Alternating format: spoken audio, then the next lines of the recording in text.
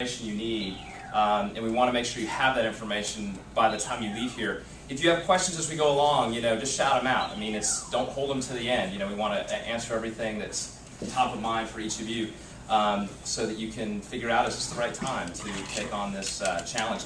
You won't hear any of us actually recruiting you, trying to convince you to do an Ironman, because it's a big deal. It takes a huge amount of time and commitment. You don't need any of us to tell you that. And you have to want it for reasons that are intrinsic to you. You shouldn't be doing it because somebody thinks you should do it, or somebody's pressuring you to do it, or thinks you can go out and do it yourself. You've got to want it from inside. So, and only you can make that decision. We hope that it will be the decision of all of you to join us, because we're going to have a blast. Bless you. But in any event, we want to make sure you have all the information that you need. And we've got a lot of stuff here that we'll hand out a bit later. But anything else before we get started and jump into? Okay. First thing we want to talk about is the race that we're doing.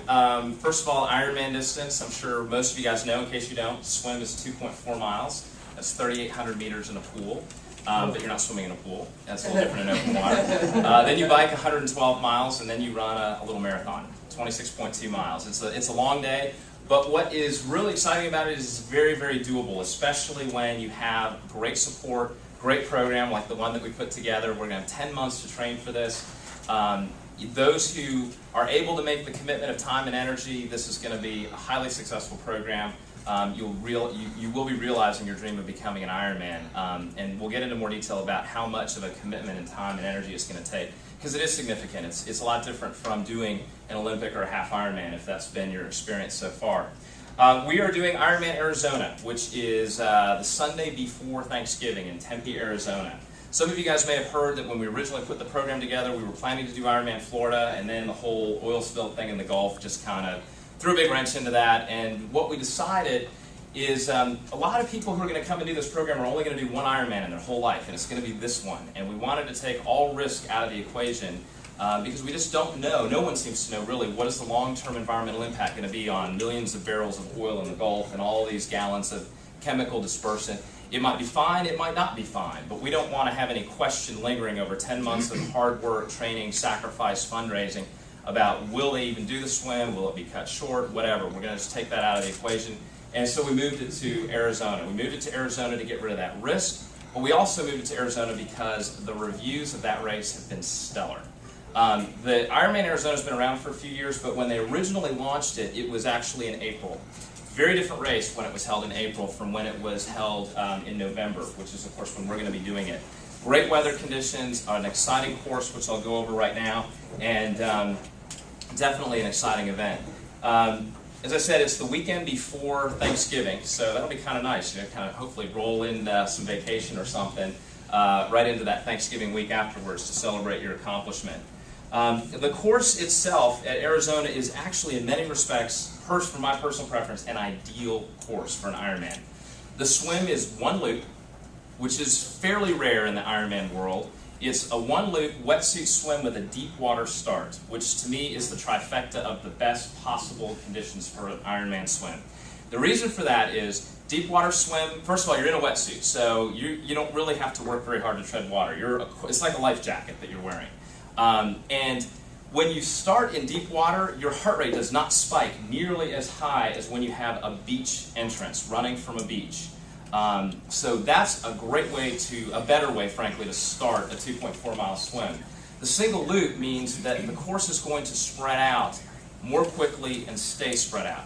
One of the big differences between Ironman and a sprint, Olympic, or half Ironman triathlon, which I know a lot of you guys have done, in a normal triathlon, they group you by your age group, and they send you out in wave starts by your age group. And there might be, depending on the size of the race, 50 to 150 people in your starting wave. So you got a lot of people around you.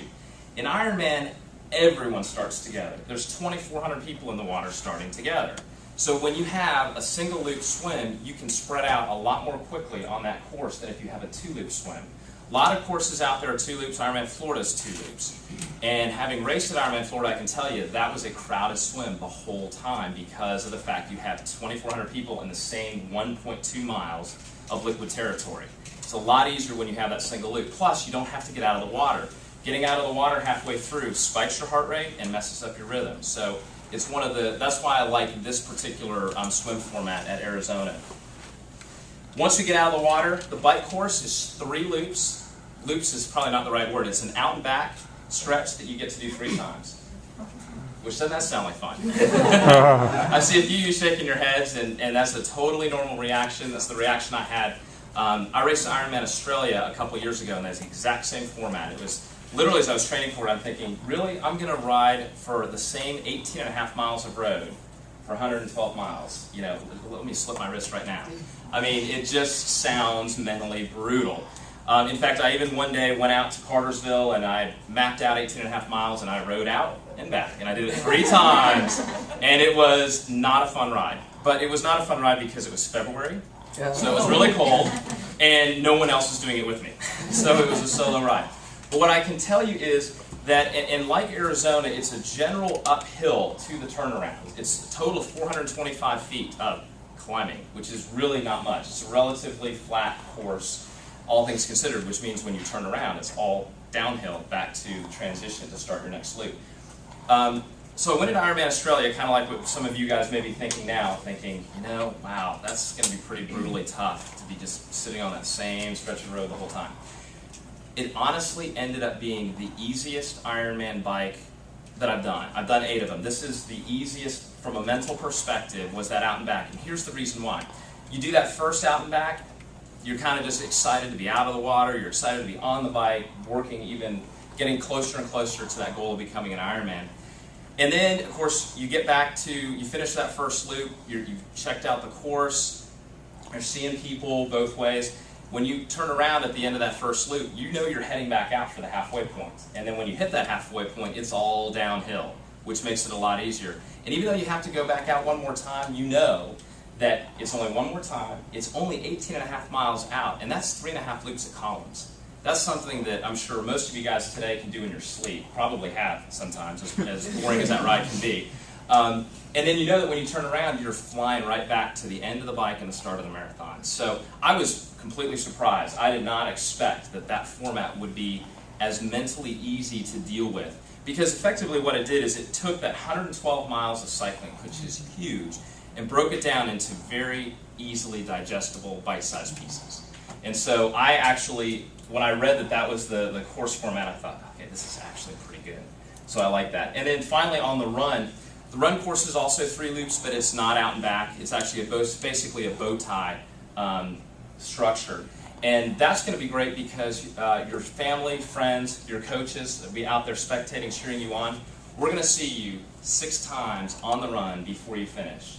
If you do the math, that's every 4 miles. Every 4 miles, you're seeing a smiling face of support. And when you get to that marathon and you start starting to feel some of the pain and the day is starting to wear on you, when you see those people, it's going to be a huge boost of confidence. Of course, the same's true on the bike. You're going to see us a lot because of that out and back format. And that really is a great format. The weather there is killer. It's awesome. Last year's weather at the race, 75 degrees was the high, no wind, no humidity, and it was a little chilly at the start. It was like about 52 at the start, but that made the water feel warm. So, but you can't, I mean, it's hard to get better weather than that. So it's great. So we're really, really excited about the course. So before we get too far into it, we'll show you a short video. This is actually from Ironman Canada, which Mary and I did together.